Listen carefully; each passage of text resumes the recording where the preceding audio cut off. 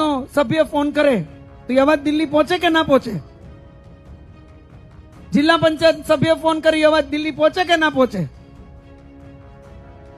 કોંગ્રેસ કે આપવાના પૂછજો એના નેતા વાત કરવામાં કેટલા પાપડ બેલવા પડે.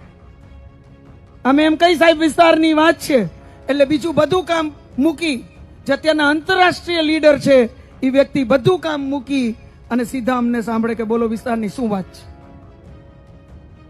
આજે રાતે ફોનમાં મેસેજ આપ્યો હોય કે સાહેબને અર્જન્ટ મેસેજ આપજો, અમારે સાહેબને મેસેજ આપવો જરૂરી છે એક વિષય ઉપર. સવારે 7 વાગ્યામાં સાહેબનો ફોન આવે કે બોલો તમારા વિસ્તારની શું વાત છે. જામનગરની અંદર ગઈકાલે એક જાહેર સભામાં જામનગરના સાંસદે એક ઓપન ચેલેન્જ આપી છે કે કોઈમાં તાકાત હોય, કોંગ્રેસના નેતા કે આમ આદમી પાર્ટીના નેતા, મારી ચેલેન્જ ઉપાડવાની કોઈમાં તાકાત હોય તો હું એક ચેલેન્જ આપું છું કે એમના નેતા સાથે એમના કાર્યકરનો ફોટો પડાવી દે તો હું જાહેર જીવન છોડી દઈશ. ભૂતકાળની અંદર ઘણા બધા ફોટા છે. આપને જોવા હોય તો મારા સામાન્યમાં સામાન્ય કોંગ્રેસી કાર્યકરોએ પણ રાહુલ ગાંધી સાથે ફોટા પડાવ્યા છે.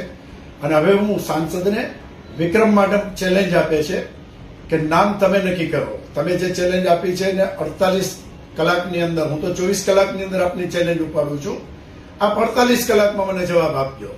નામ ચોઈસ કરવાનો અધિકાર પણ આપને આપો છો. કોંગ્રેસનો કોઈ પણ કાર્યકર, કારણ કે મારા માટે સામાન્ય કાર્યકર નથી, મારા માટે તમામ કાર્યકર મહત્વના કાર્યકર છે. નામ તમે નક્કી કરો, 48 કલાકમાં મને એનું નામ આપો. એ કાર્યકરનો ફોટો રાહુલ ગાંધીને સાથે રાખીને એમનો ફોટો પડાવીને આપ કયો એ જાહેર મંચ ઉપર હું ડિક્લેર કરીશ. જો એ જાહેર મંચ ઉપર રાહુલ ગાંધીની સાથે એ કાર્યકરનો ફોટો નહીં પડાવી શકું તો જાહેર જીવન હું છોડી દઈશ.